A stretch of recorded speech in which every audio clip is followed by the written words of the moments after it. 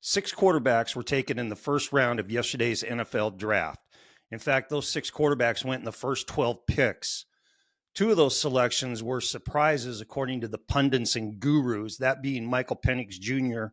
going with the number 8 pick to Atlanta, and Bo Nix just going in the first round, period. A lot of people thought he was going to be a second-round guy. In today's show, I'm going to answer 3 questions. Number 1, which one of these quarterbacks is going to make the biggest splash in the 2024 season? Number 2, which one of these quarterbacks goes into the most interesting situation? And number 3, which one of these quarterbacks goes into absolutely the best situation for him? This is my take.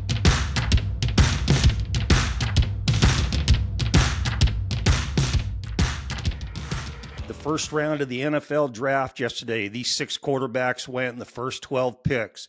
Caleb Williams to the Chicago Bears, Jaden Daniels to the Washington Commanders, Drake May to the New England Patriots, Michael Penix Jr. to the Atlanta Falcons, J.J. McCarthy to the Minnesota Vikings, and Bo Nix to the Denver Broncos.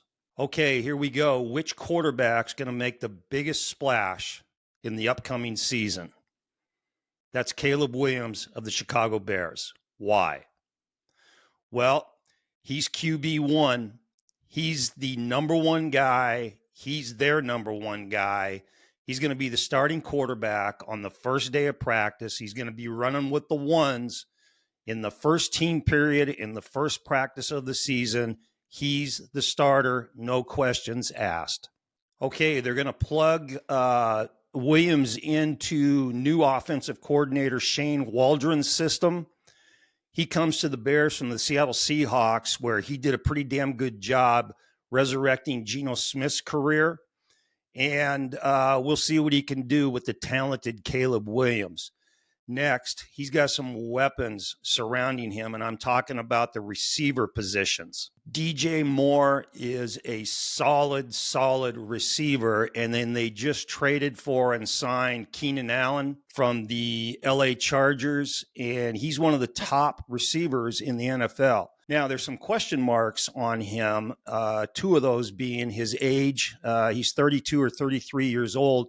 And then also injury history. So we'll see how that plays out. But the dude is talented. And then throw into the mix first round selection of Rome Odunze from the University of Washington. This guy's a stud. Now, he's a rookie. And, there's a break-in period for rookies. But, man, is he talented. So Caleb Williams is going to have some dudes to throw the rock to. Okay, Chicago's got a decent enough offensive line, okay? Decent enough to which or to where they're going to be able to allow Caleb Williams to work in the pocket. Now, the big question for me is Caleb Williams going to work in the pocket? But this isn't going to be a situation like it was at USC where pretty much every snap he was going to be running for his life. So he's got 5 guys in front of him. They're going to help him stand on his feet and be able to stay in the pocket and do his thing. So why is Caleb going to make the biggest splash? Well, for the reasons that I've already said. There is no competition. He's the guy going in. He's going to be taking the snaps from day one. He's a star. He can do a lot of great things on the field. They're not going to draft him and have him hand the ball off. They're going to let him take snaps and let him do his thing, okay? He's going to be working on a big stage under the bright lights and the media scrutiny. I think, though, with the talent surrounding him and his ability, he's going to put up big-time numbers, and he's going to be the biggest splash in the league this year for the rookie quarterbacks. Number 2 question, which quarterback's going to the most interesting situation? And that's Jaden Daniels and the Washington Commanders. Why? Well, Daniels may or may not be taking first-team reps as soon as he gets there. In fact, he probably won't, at least for a little while. You know, he's got a veteran on the club in Marcus Mariota, a professional, a guy that's been in the league now long enough to where he can be a true mentor to Daniels. And it'll be interesting to see whether they let Mariota do his thing and have Daniels get his feet wet and then throw him in the mix, or whether Daniels comes in right away and he's the guy. We'll wait and see on that one. I think one of the biggest reasons why this is going to be an interesting situation for Jaden Daniels is his offensive coordinator, and that's newly hired Kliff Kingsbury. Now, Kingsbury is a QB-friendly coordinator. He runs a QB-friendly offense, and he used to be a pretty damn good quarterback. And his track record, his resume is like a who's who of college quarterbacks. And once he got into the NFL with the Arizona Cardinals, Kyler Murray put up some really nice seasons playing for Kingsbury. So let's go over Kingsbury's resume and tell you about the guys that he's coached in college. We'll start with Case Keenum. Keenum played for him at the University of Houston. Case Keenum is the all-time leading NCAA Division I passer and touchdown thrower in college football history. Then we move on to Texas A&M and a guy named Johnny Manziel, who had a phenomenal career for the Aggies, won the Heisman Trophy. He flamed out in the NFL, but he was tutored and developed by Kingsbury playing for the Aggies.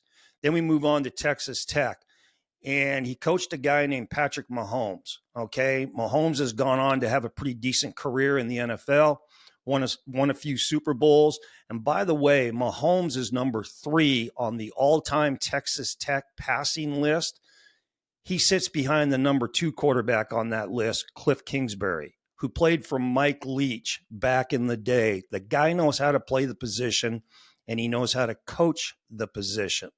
Okay, staying with Texas Tech, he coached Baker Mayfield before he transferred to Oklahoma, helped start to develop him. Baker Mayfield went on to win the Heisman Trophy, first pick in the draft, and has turned out to be a damn good NFL quarterback. We then go to this last season where Kingsbury was at USC helping with Lincoln Riley and coaching Caleb Williams, the number 1 pick in the draft. So he's developed some great quarterbacks in college football.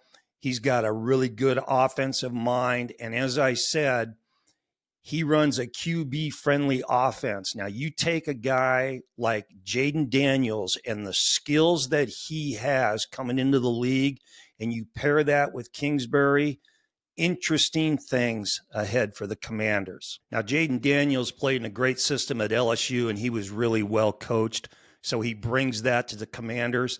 The big difference between LSU and Washington is going to be the quality of receivers that Daniels throws to in the NFL.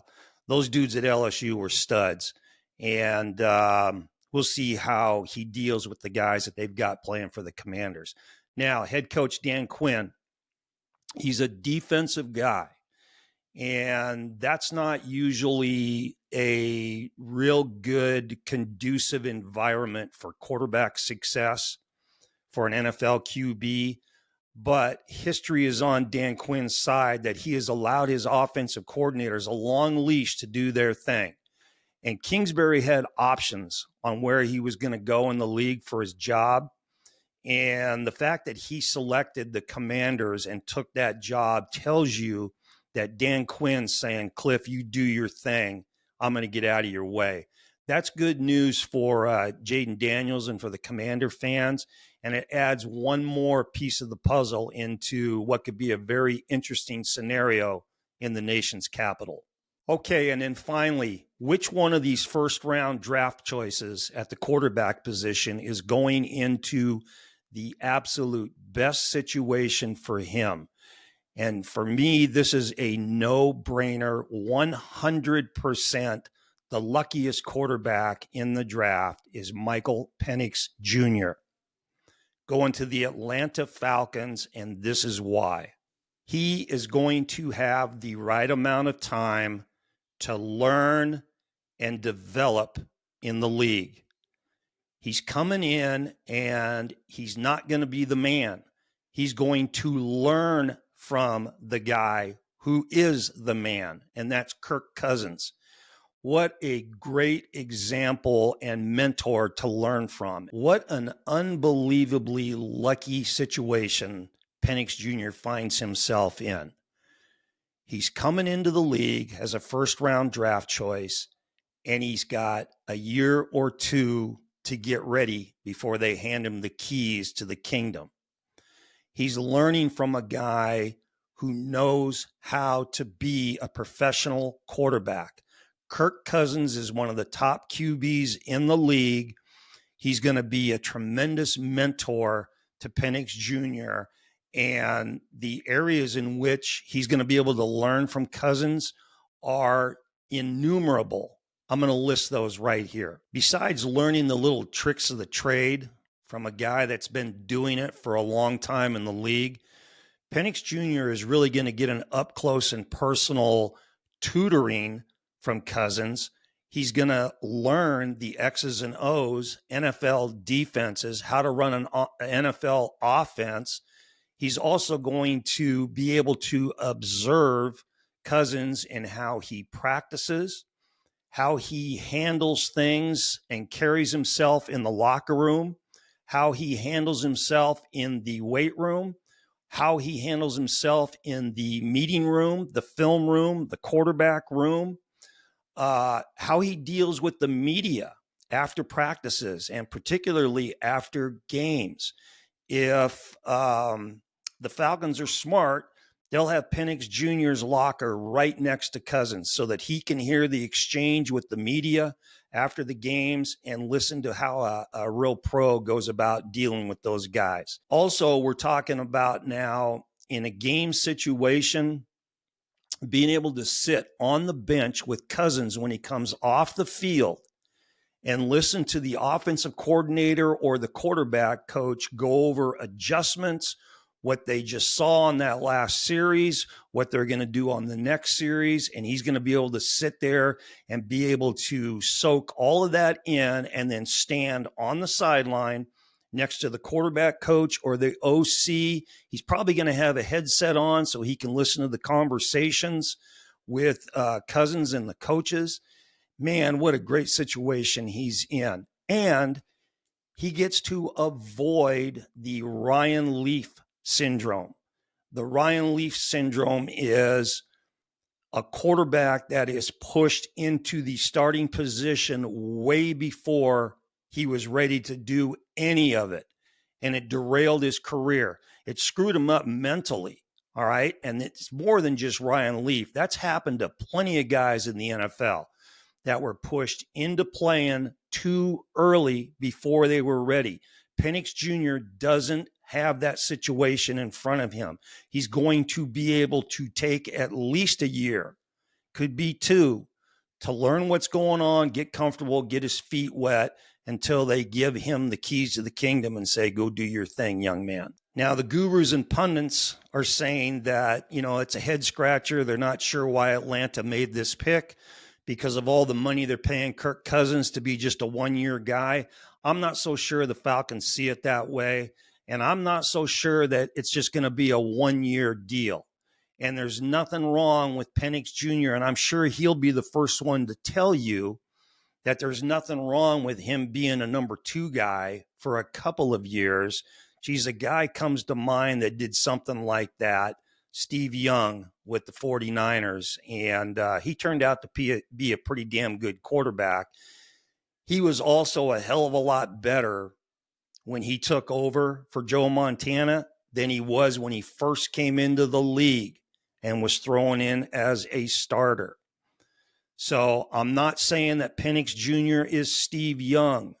I'm just saying the benefits are so great when you're able to come in and think about it now. Penix Jr. is going to be getting practice reps, and he's going to be getting valuable game reps, either in mop-up duty or spot duty, and all of that stuff. When you stack it on week after week after week and put a season under his belt, by the time he's ready to hit the road running, he's going to be something to watch. Okay, if you enjoyed this video, please hit the like button and please subscribe to the channel. If you enjoy hearing my opinion and insight into playing the hardest position to play in all sports, the quarterback position, please subscribe to QB Unfiltered. And be on the lookout for my next My Take when I tell you which one of the 6 first-round quarterbacks yesterday is going into the absolute worst individual situation for this next season. This is QB Unfiltered. And remember, always throw the ball short to guys who can score. See ya.